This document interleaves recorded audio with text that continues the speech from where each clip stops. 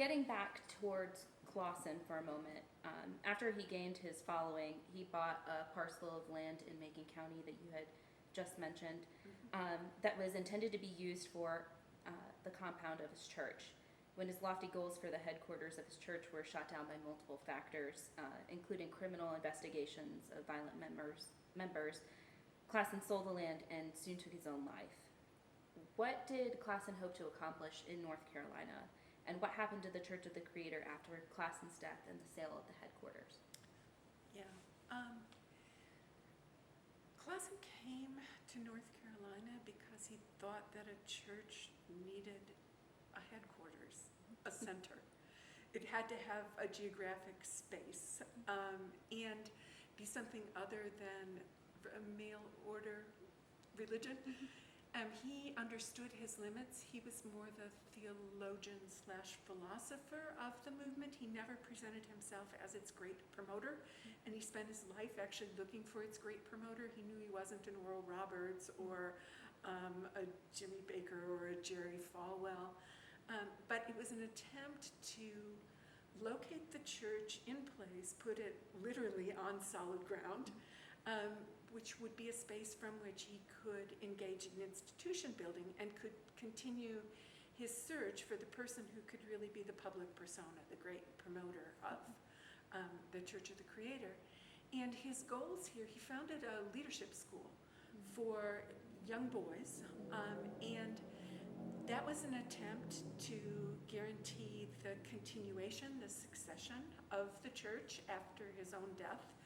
And then he also published a newsletter monthly, which was called Racial Loyalty. And a lot of the students in the leadership school worked with him, editing the newsletter. That's one of the things that George Birdie did one summer before he founded RAHOA. So that was his introduction to creativity. And for Klassen,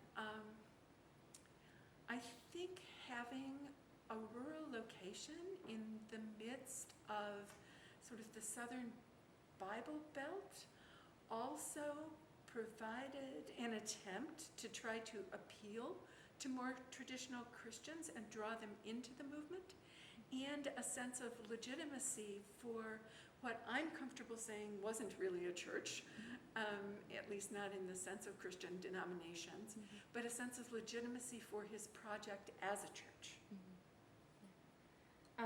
You mentioned the school for young boys. He often recruited men who were leaving prison.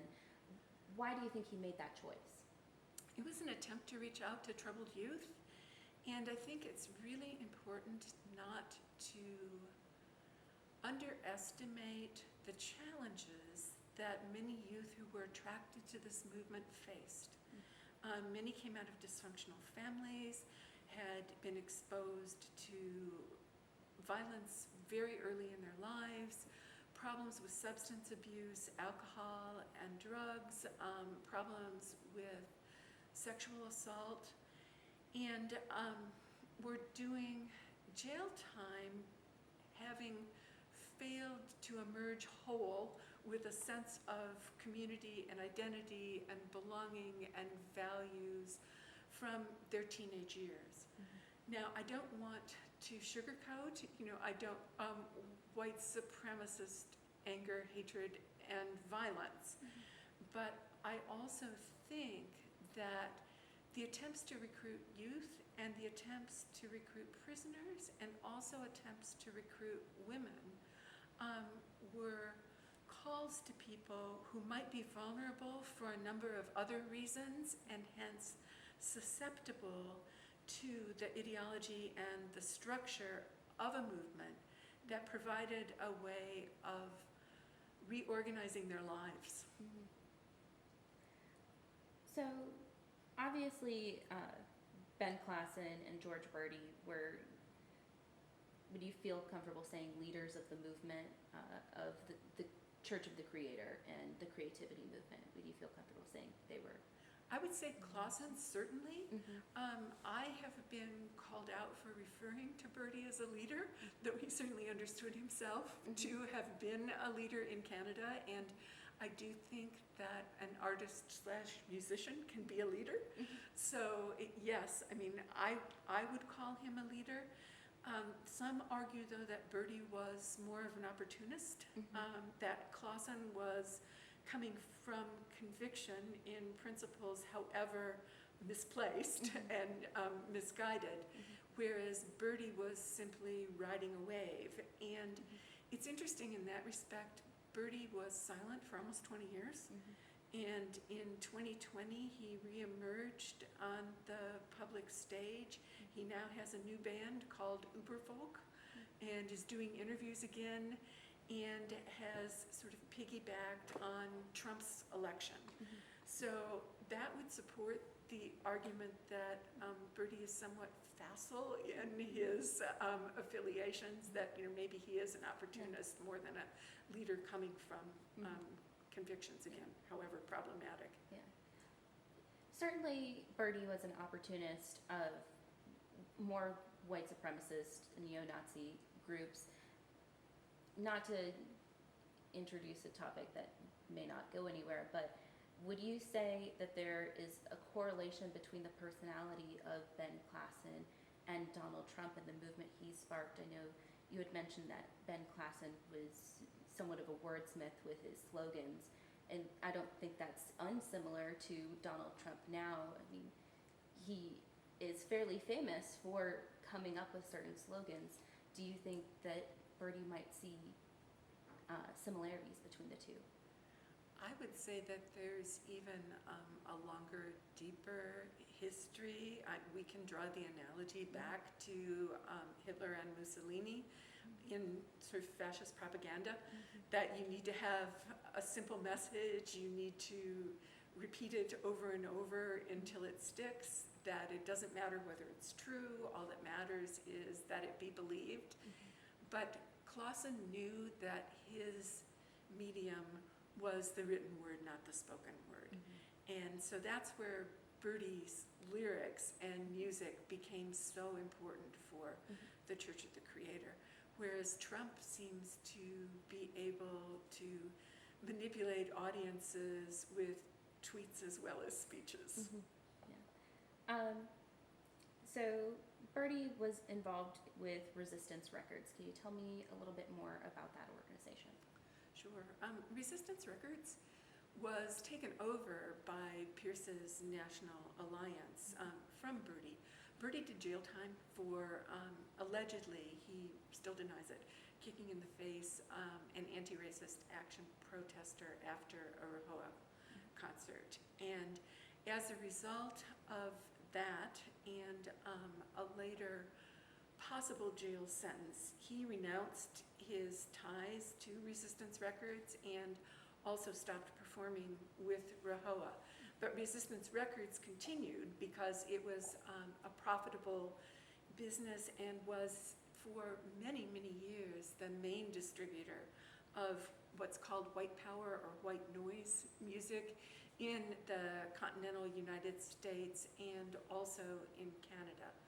There were other distributors, Rockorama in particular, and Panzerfaust, that reached a more European audience. Resistance Records also had a magazine that Bertie wrote for. He wrote under the name of George Eric Hawthorne. Bertie was a pseudonym. And he published a number of articles there talking about the power of music for the movement. William Pierce, who took over Resistance Records, thought that music would be the new way of disseminating white supremacist ideology, that it was far more effective than pamphlets. And again, going back by analogy to Adolf Hitler, what Pierce and Bertie agreed on was that it was the oratory much more than the speech, the delivery more than the speech, that stayed with listeners. What Resistance Magazine, in conjunction with Resistance Records, did, though, was create a whole music scene. So they were selling CDs, but they were also marketing paraphernalia, T-shirts, the magazine, various symbols that became tattoos.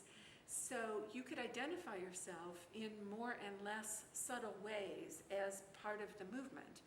And if viewers are interested in, particularly in the tattoos, because that's a very fluid way of signaling membership in the movement, and given the prominence of tattoos now, tattoo parlors face some difficulty deciding what to do about requests for white-powered tattoos. Some parlors won't do them, other parlors will, but there's a Know Your Meme website, and then there are also guides from the Anti-Defamation League and the Southern Poverty Law Center to these tattoos.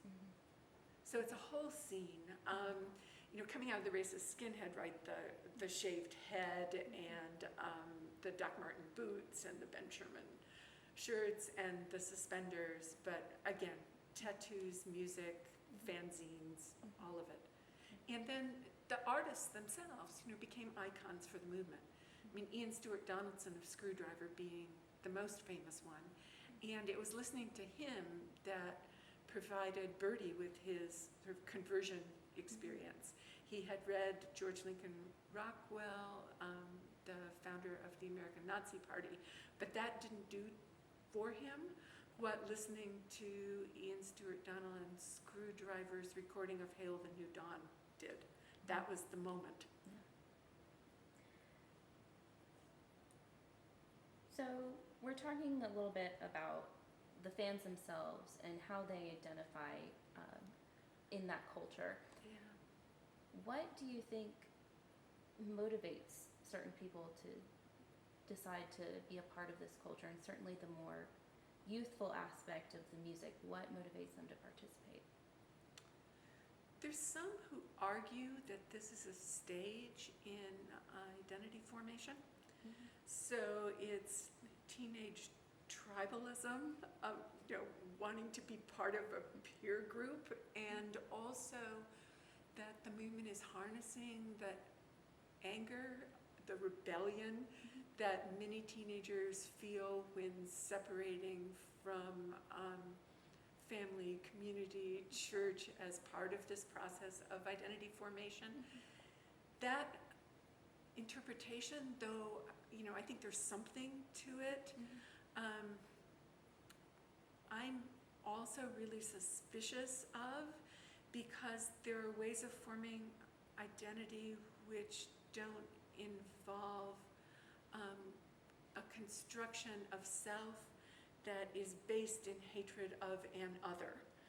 So my argument would be that these youth need another way of moving through that teenage developmental stage and learning that one can have a strong core, a strong sense of self without engaging in anger, hatred, even violence toward an other. And particularly then in the case of the longer history, right, of the American Republic, a racialized other, which is not to say that there isn't also a lot of misogyny and homophobia and classism within the movement. But white supremacy seems to me to be core. One can talk intersectionally about how race, class, gender, sexual identity all intersect and overlap and work together, and still say that some aspects are more salient for some movements, and this is a movement where I think race is the most salient.